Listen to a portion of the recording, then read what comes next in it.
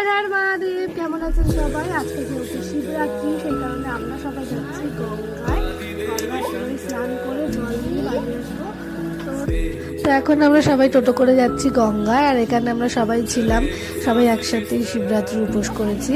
তো আর গঙ্গায় নামার আগে পায়ে জলটা যখন ঠেকলো তখন বারো ভাবছিলাম নামবো কি নামবো না, জলটা এত ঠান্ডা ছিল। তো তাও নামতে তো হবেই, তো সবাই মিলে স্নান করছি একসাথে।